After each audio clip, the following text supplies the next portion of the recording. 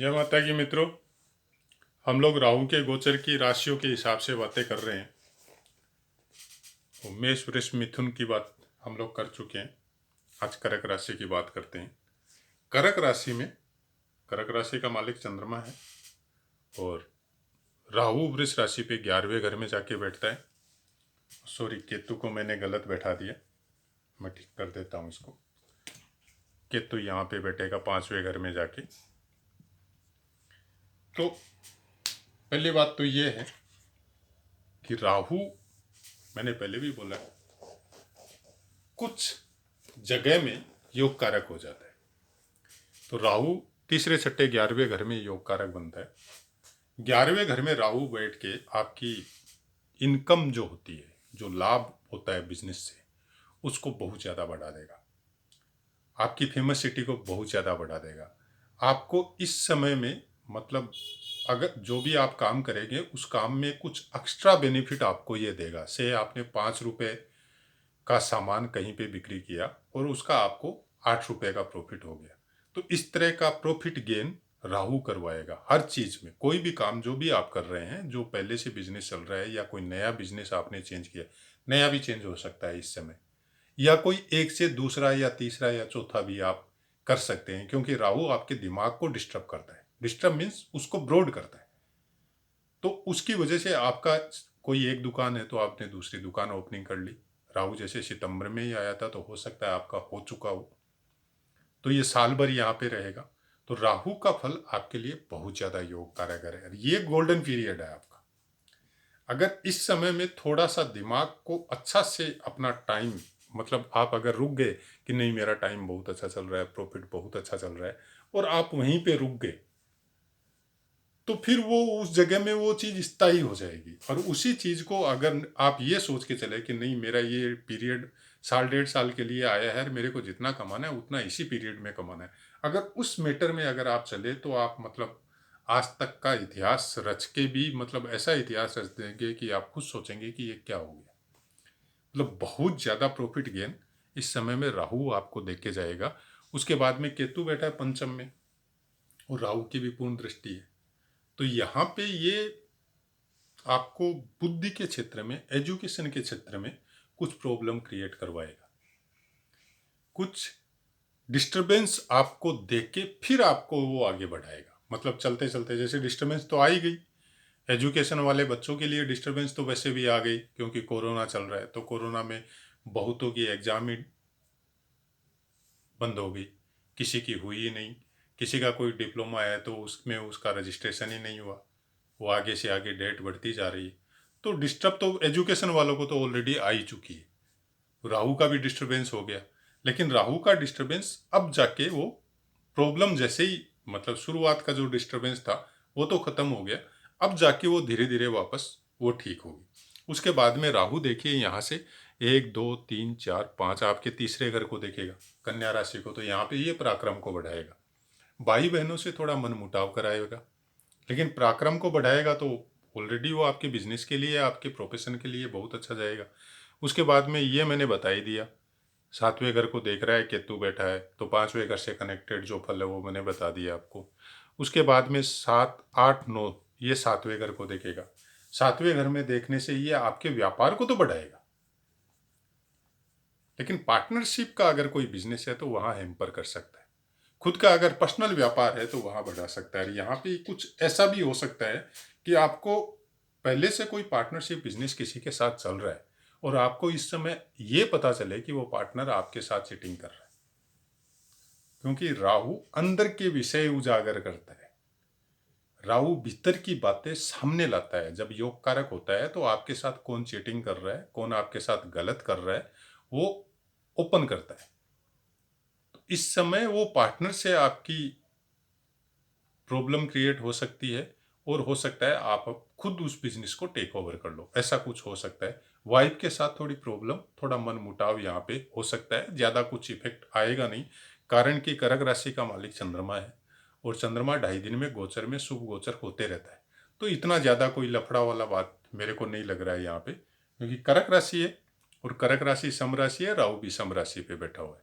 तो इतना टेंशन का कोई बात नहीं है। दूसरी बात क्या है कि रोहिणी नक्षत्र पे बैठा हुआ है राहु खुद भी, और यहाँ पे चंद्रमा भी योग कारक है, तो ये बहुत अच्छा इफेक्ट है, खासकर अक्टूबर तक। तो अक्टूबर 6 या 7 तारीख को शायद चेंज होगा राहु, तो तब तक तो ये आप देखा भी होगा, क्योंकि सितंबर से आपका राहु चेंज हुआ है, तो तब तक आपको अभी तक अच्छा फल मिला भी होगा इसका। मैं तो वीडियो बना रहा हूँ मार्च में, तो पहले से ही चल रहा है राहु, तो इसका अच्छा फल आपको दिखाई भी, नजर भी आया होगा। वाइफ के साथ थोड़ा सा कुछ प्रॉब्लम हो सकता है, लेकिन चंद्रमा होने की वजह से वो प्रॉब्लम इतना कोई ज़्यादा डेवलप नहीं होगा। वो होगा ठीक हो जाएगा, होगा ठीक हो जाएगा, ऐसे ही कुछ ये साल भर चलते रहेगा। प्रॉब्लम आएगी आपको जब कृतिका नक्षत्र में आएगा 6-7 अक्टूबर को, उस समय ये प्रॉब्लम करवाएगा परिवार में। आपका धन संचय में, मतलब इनकम तो होगा, बहुत ज्यादा होगा, क्योंकि 11वें घर में बैठा हुआ है और वृष राशि पे बैठा हुआ है, लेकिन धन संचय में प्रॉब्लम होगा। परिवार के साथ थोड़ी सी प्रॉब्लम क्रिएट करवाएगा। सूर्य का नक्षत्र में आएगा तो ऑब्वियसली सूर्य का नक्षत्र दूसरे घर में बैठा हुआ है, तो ये इस घर के लिए थोड़ा प्रॉब्लम क्रिएट करवाएगा। बचाव क्या है? बचाव अगर ग्रह के हिसाब से करने जाएं तो आप डेली सूर्य को जल देना चालू कीजिए। अगर आप डेली देते हैं तब इतना कोई इफेक्ट आपको पड़ेगा नहीं।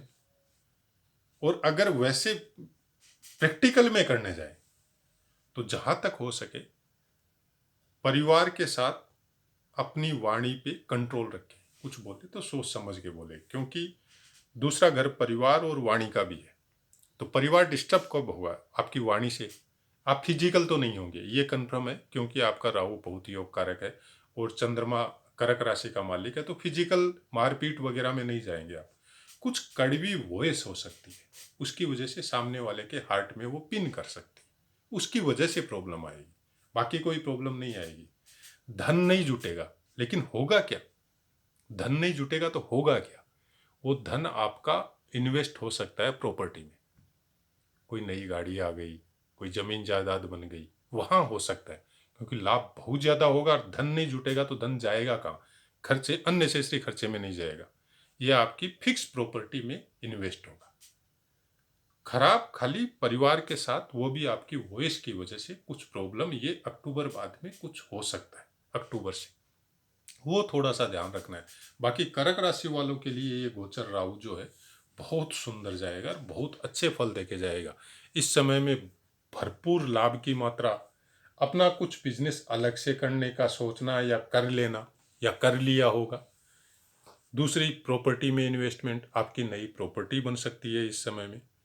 और पराक्रम में वृद्धि भी, लाभ तो तभी होगा जब पराक्रम बढ़ेगा, तो पराक्रम ही आप पराक्रम में वृद्धि करवाएगा ये आपकी। तो राहु का गोचर कर्क राशि वालों के लिए बहुत अच्छा जाएगा। कोशिश कीजिए, मतलब जो गोचर की वजह से जो राहु का अच्छा फल आपको मिल रहा है, तो उसमें आप ऐसा मेहनत कीजिए कि वो फल आपको 10 गुना 20 गुना होके मिले। तो आने वाले समय के लिए फिर वो चीज़ आपकी फिक्स हो जाएगी। इसे अगर उस समय आपने प्रॉपर्टी भी खरीदी तो वो भी तो आपकी लॉन्ग लास्टिंग करेगी ना, वो भी एक फिक्स एसेट्स हो गई। आज अगर आपने 5 लाख में खरीदी तो कल आने वाले समय में उसका 10 लाख ही होना है, 4 लाख तो होना नहीं है। कोई भी जमीन जायदाद का, अगर हम लोग मूवेबल प्रॉपर्टी गाड़ी वगैरह लेते हैं तो उसका एक अलग मैटर है।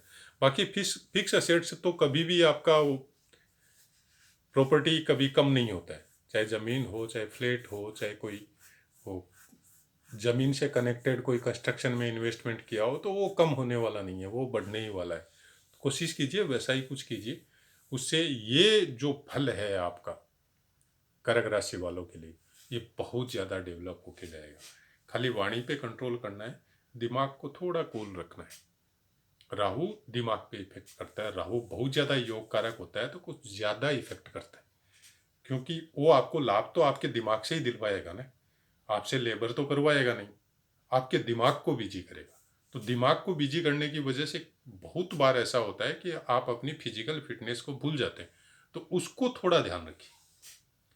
और चंद्रमा सौम्य ग्रह है, लगन का मालिक है, कर्क राशि का मालिक है, तो सर्दी जुकाम बुखार जब आपकी जैसे ही आपकी फिजिकल फिटनेस थोड़ी सी वीक हुई तो वो प्रॉब्लम आपको वो बीमारी से कनेक्टेड कोई चीज़ें आपको हो सकती है, तो उसका थोड़ा ध्यान रखिए।